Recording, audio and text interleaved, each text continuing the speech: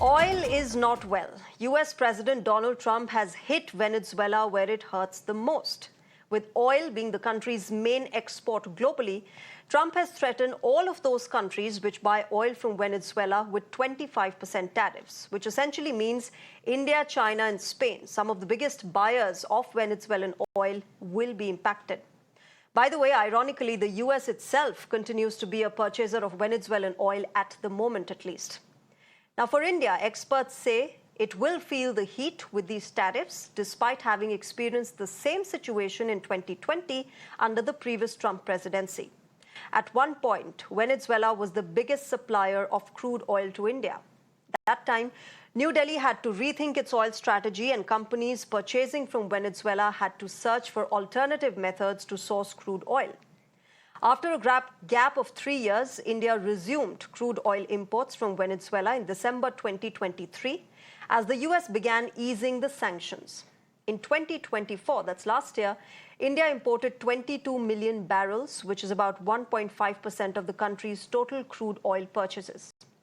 As per the Petroleum Ministry's Planning and Analysis Cell, India's oil import dependency stood at 88.2% in April to February duration, which is up from 87.7% in the same period of 2024. In fact, earlier this year, Union Petroleum Minister Hardeep Puri had also said that India can expect more Venezuelan oil flowing into the country. That clearly will now take a hit. The ripple effect of this new tariff will reflect in crude oil prices, markets, and inflation. So how big is this impact going to be on India? Let's decode this for you on Global Mirror. I'm joined by Mr. PK Basu. He's an economist. Ambassador Ashok Sajjanhar is also joining us, along with Raymond Vickery, Senior Associate, Center for Strategic and International Studies, and former Assistant Secretary of Commerce. Good evening and namaskar to all three gentlemen.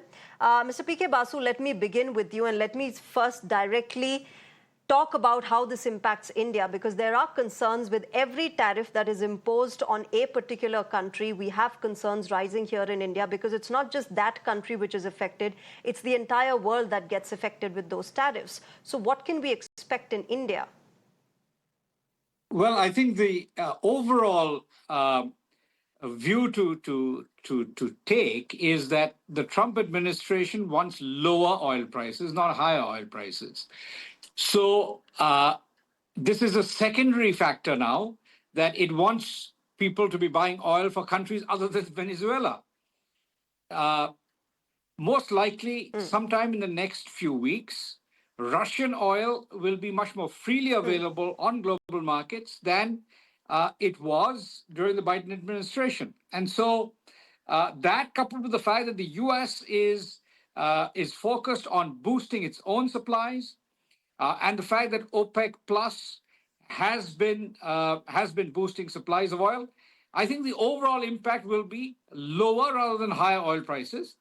Of course, the fact that Venezuelan oil is going to cost more for anybody trying to obtain Venezuelan oil is a slight negative, but we should not detract from the fact that the Trump administration's primary goal is to bring down oil prices, and that is the only strategy it has deployed so far to lower inflation. And so far, it has worked. You know, the first inflation number that we have since the Trump administration began functioning shows inflation down, both headline as well as core inflation down in February.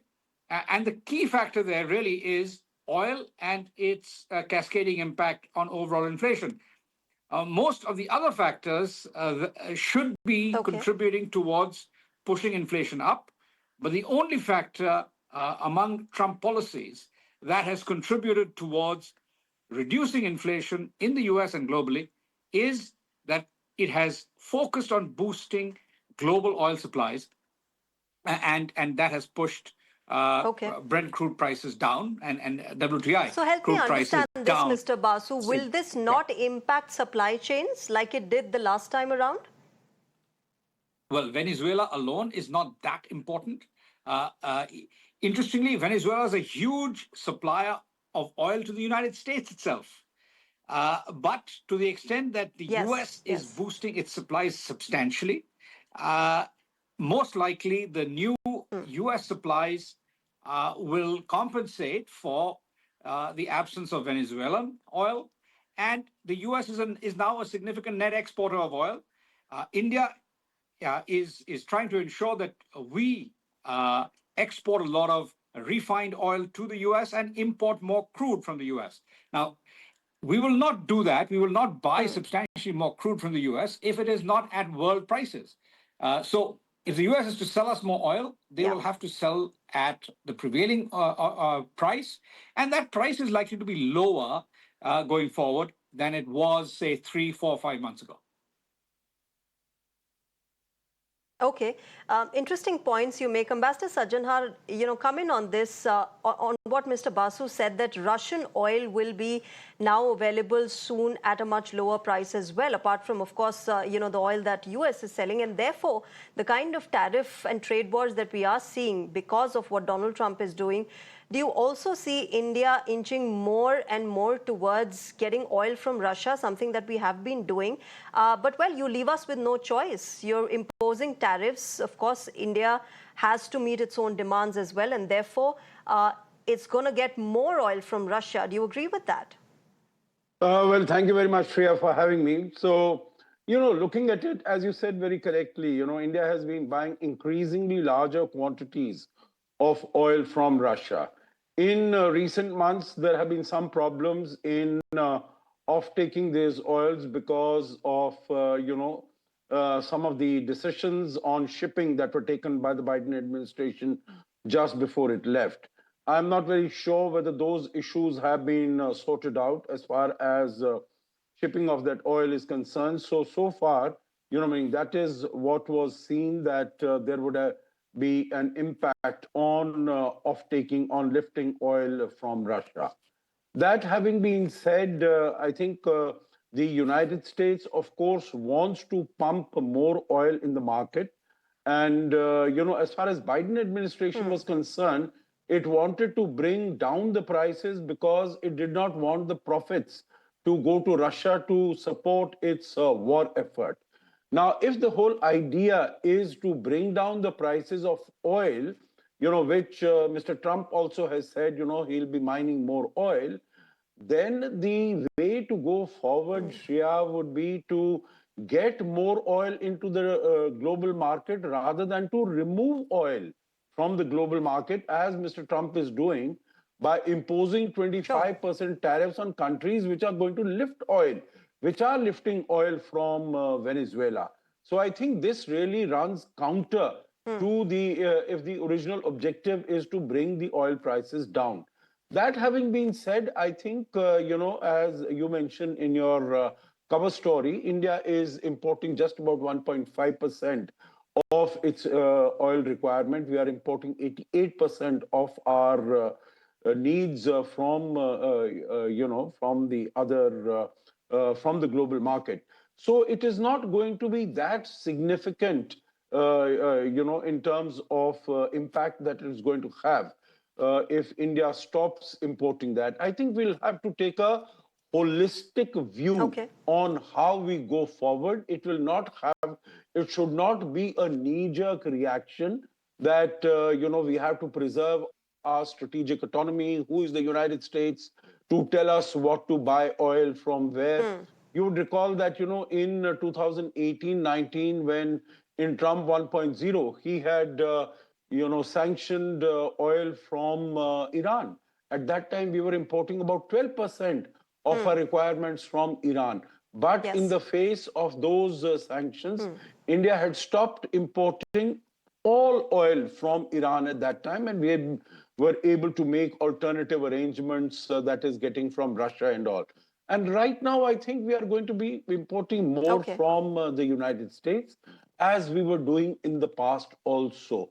So as far as the Venezuelan oil is concerned, we'll really have to take a holistic view as to how we respond to this threat from Mr. Trump that 25% penalty tariffs would be imposed on all countries. So, Ambassador Sajjanhar, I think it's going to be interesting how India maneuvers its way through the US-Venezuela tariff war, because, it's just recently that India resumed its oil trade with Venezuela after those sanctions were eased out and we were just getting back on track. In fact, Mr. Hardeep Puri had also met with the Venezuelan minister and, shared concerns about oil trade.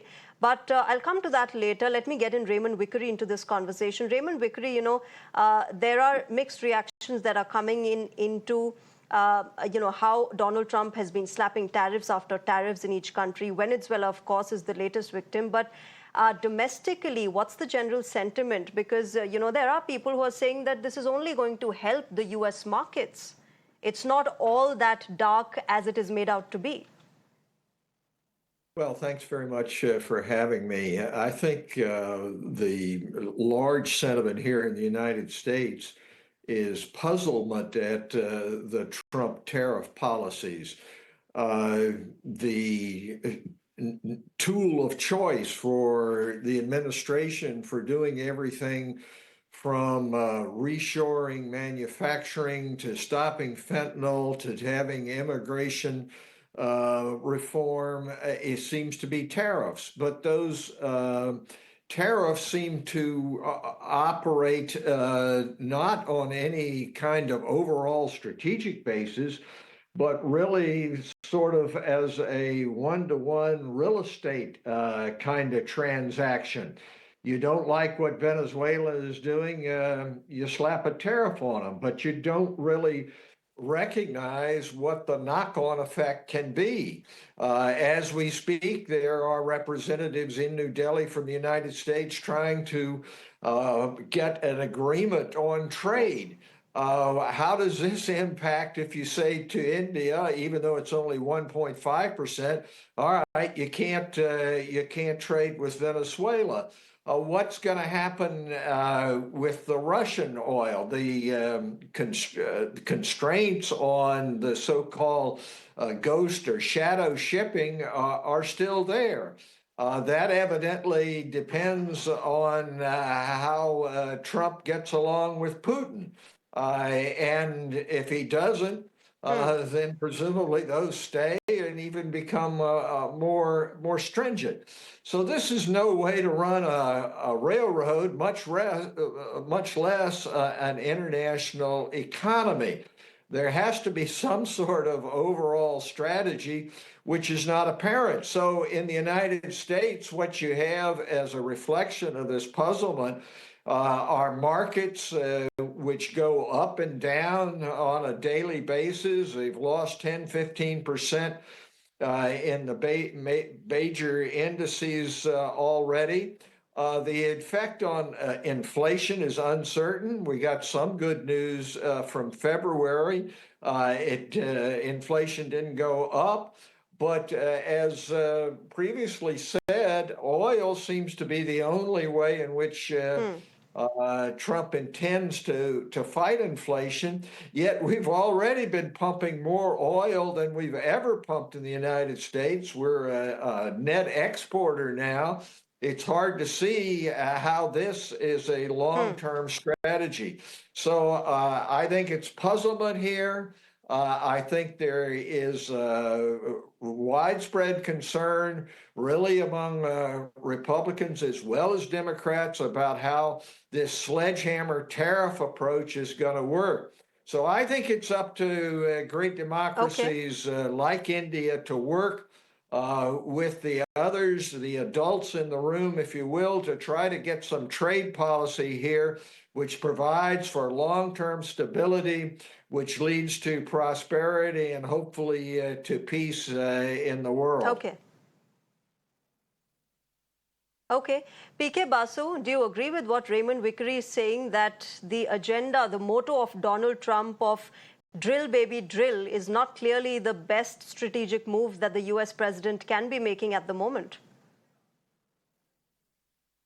And tariff, baby, tariff. Those are the two policies, right? So I agree that tariffs may not be the best approach to obtaining foreign policy results, as Trump seems to believe, but so far, some of the threats that President Trump has made have actually panned out rather well for him. For instance, we were all somewhat stunned by his assertion that he was about to take back the Panama Canal. Uh, in the end, it doesn't seem he'll have to do that physically, because Chung Kong Holdings have basically sold all their ports globally, including the two on the two sides of the Panama Canal, to BlackRock, and so Chinese ownership of the Panama Canal is no longer so much of an issue. So uh, I've been I'd be a bit more positive on the impact of Trump's policies so far. He's getting his way on a lot of fronts. But with regard to oil, his focus has so far been on lowering oil prices. That has so far worked. I think the importance here is that Venezuela's importance as a supplier is anyway shrinking. And I think what he's trying to do is to isolate Venezuela even more. Venezuela, the Maduro administration is an illegitimate administration. Most people are agreed on the fact that Maduro has somehow clung to power despite having rigged and lost elections over more or less the past decade. And so Okay. it is a relatively soft target. In terms of foreign policy goal, this is one that is relatively easy to achieve. And if tariffs are to be used on that front, why not? As far as the Trump administration is concerned, tariffs are often the earliest tool used. Okay, okay. I think going by your words, Mr. Basu, it seems like we can heave a sigh of relief, at least as far as the oil prices are concerned. But Ambassador Sajjanhar, too, India and US have been negotiating. India has been reaching out to America and the Trump administration as far as the tariffs against India are concerned. How much do you think that would actually take effect? How much do you think these negotiations, which will actually fructify in the near future? We do have a team of officials from America here in India right now to do this exact negotiation. Yeah, I think it should be very clear to Mr. Trump, to the Trump administration, and to his senior officials, those who are here in Delhi, and those who are going to conduct negotiations from tomorrow onwards for about 4 days or so, that India is, undertaking all these discussions in good faith and with goodwill, wanting to get a mutually agreeable solution to this whole thing.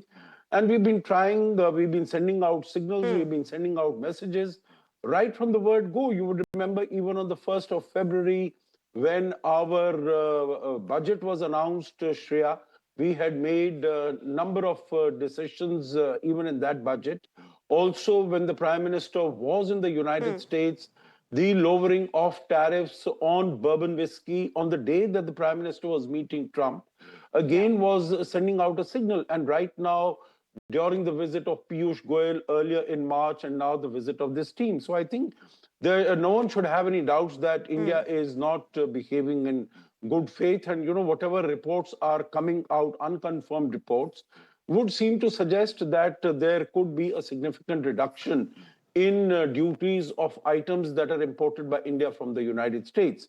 And I think India feels that it might be good also for India itself in the long run, because it will help us to become more competitive. It will help us, India, to become more a part of the global value chains. And if tariffs are to be slapped on China, then any space that becomes available in the United States market, India would be in a position to occupy that space. So I think it's going to be beneficial, but we'll really have to wait and see as to what are the items on which concessions are made by India. I'm sure India will be quite certain that, on the sensitive items, whether it is agriculture or dairy or small scale industry, we will make sure that we do not give concessions which are going to have an impact on our, the labor issue as far as home is concerned. But one last point, Shreya, if you permit, I would like to mention, and that what Mr. Basu said, I think these policies of Mr. Trump might yield short-time benefits, short-time dividends, short-time advantages, but they are definitely not helpful for a long-term partnership, because all these things, not only in the area of trade and economy, but in the area of foreign policy, in the area of strategic cooperation and partnership, they are all built on trust and credibility. And that is what Mr. Trump is destroying every day by making statements of this nature. So I think we shouldn't, in America, they shouldn't be so happy that we are getting the desired results. I think going forward, it could be proved to be very harmful to American interests itself. Yeah. Okay. Let's wait and watch how this really unfolds. For the time being, of course, as far as India is concerned and the Modi government is concerned, it is maneuvering its way through very carefully and strategically, whether it's the battlefield, it's diplomacy, or now the tariff trade war that Donald Trump has been slapping. We'll leave it there. Thank you very much to all of you. Raymond Vickery, Ambassador Sajjanhar, as well as PK Basu, who was on the broadcast earlier. Thank you very much to all of you for joining us and sharing your perspective. With that, ladies and gentlemen, it's a wrap on Global Mirror. Thank you very much for joining us tonight. Bye-bye. Up next is Ritanshu Bhattacharya with Beyond the Headline.